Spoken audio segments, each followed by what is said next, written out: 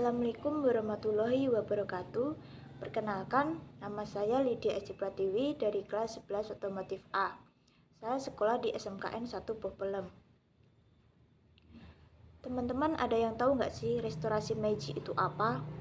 Restorasi Meiji adalah titik balik penting dalam sejarah perkembangan Jepang yang bermula di tahun 1866 dan berpuncak di tahun 1868. Restorasi Meiji juga menandai berakhirnya kekuasaan shogun, panglima militer tertinggi Jepang sejak abad ke-12. Berbagai konflik semakin memanas ketika Kesogunan Tokugawa dari Edo yang sekarang menjadi Tokyo memegang tepuk pemerintahan sejak tahun 1633. Selama Kesogunan Tokugawa berkuasa, Jepang menutup diri dari dunia luar atau memberlakukan shokoku atau isolasi yang membuat Jepang tertinggal jauh. Rezim Kesogunan Tokugawa sangat otoriter dan membuat kehidupan masyarakat Jepang sangat terbelakang. Terjadinya restorasi Meiji benar-benar mengubah sistem pemerintahan Jepang serta kondisi sosial masyarakat Jepang saat itu. Jepang pun kembali dipimpin oleh kaisar yang sedang berkuasa saat itu, yaitu Kaisar Matsuhito atau Kaisar Meiji. Restorasi yang diprakarsai oleh Kaisar Matsuhito ini terjadi sejak tahun 1866 sampai 1869 dan menjadi lebih terbuka terhadap dunia luar.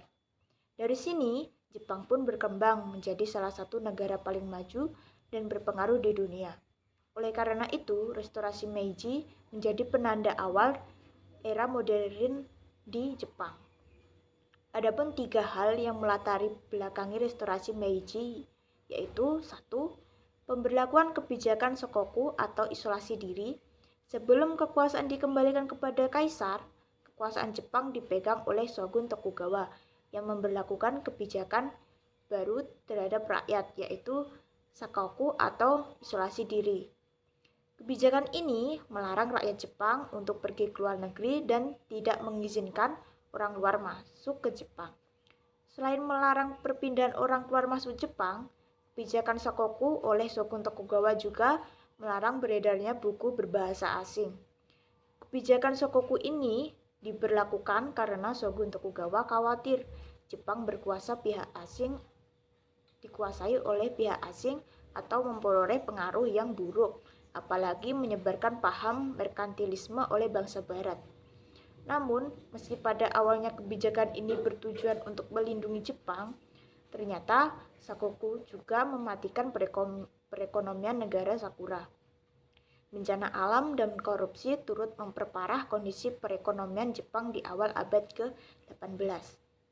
Oleh karena itu, restorasi Meiji dipicu oleh kesadaran atau mundurnya peradaban dan kondisi perekonomian Jepang akibat isolasi diri. 2. Munculnya kelompok anti-shogun. Pada saat itu, banyak pihak asing, terutama negara barat, yang menekan pemerintahan Jepang agar dapat membuka diri serta menormalkan kembali hubungan perdagangan mereka. Berbagai tekanan yang diterima pemerintahan Jepang mendorong Shogun Tokugawa untuk mulai membuka hubungan dengan pihak barat. Hal ini ditandai dengan diizinkannya armada militer Amerika dengan pimpinan Komandor Matthew Perry untuk berlabuh di Jepang tahun 1853. Akibat hal ini, Shogun Tokugawa semakin kehilangan wibawanya karena dianggap mengingkari janjinya sendiri. Kondisi ini pun mendorong munculnya kelompok anti-shogun di Jepang, khususnya di daerah Chosu dan Satsuma. 3. Terjadinya Perang Boshin. Perang Boshin adalah perang yang terjadi antara pasukan pendukung kekaisaran dan pasukan Tokugawa. Pasukan pendukung kekaisaran terdiri dari kelompok anti-shogun yang sebelumnya sudah melakukan modernisasi militer dengan bantuan Inggris dan Amerika. Pada 30 Januari 1867, Kaisar Komei meninggal dunia dan digantikan oleh anaknya, yaitu Matsuhito atau Meiji. Kondisi ini semakin menekan posisi Shogun Tokugawa pada November 1867. Shogun Tokugawa pun akhirnya mundur dari posisinya sebagai panglima militer. Hanya saja, walaupun sudah mundur, Tokugawa dan pasukannya masih mempunyai pengaruh kuat dalam pemerintahan. Akibatnya, meletusnya Perang Bosin pada tahun 1868 hingga Mei 1869 dengan kemenangan di pihak pasukan pro-kekaisaran. Tujuan restorasi Meiji. Restorasi Meiji yang dipelopori oleh Kaisar Jepang Matsuhito memiliki beberapa tujuan baik dari segi politik maupun umum. Beberapa tujuannya adalah: 1. Untuk mengembangkan kekuasaan atas pemerintahan Jepang kepada Kaisar sepenuhnya. 2. Mengejar ketinggalan Jepang dari negara barat di bidang ekonomi dan teknologi. 3. Membalas kekalahan Jepang dalam perang melawan pihak barat. 4. Membuat negara Jepang untuk berinteraksi dengan negara luar agar bisa belajar dan mengembangkan peradaban serta meningkatkan kondisi perekonomian.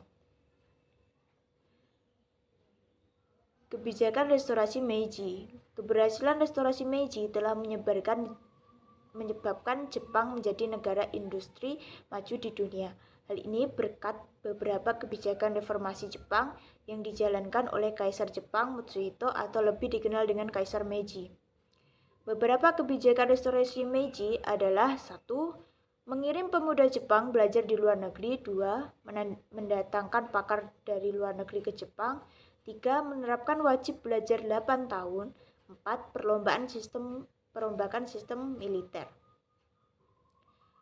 Dampak restorasi Meiji dalam segala bidang. 1. Mengubah pemerintahan Jepang. 2. Mengubah Jepang menjadi negara industri maju. 3. Melancarkan sistem imperialisme. Sekian penjelasan saya tentang restorasi Meiji. Wassalamualaikum warahmatullahi wabarakatuh.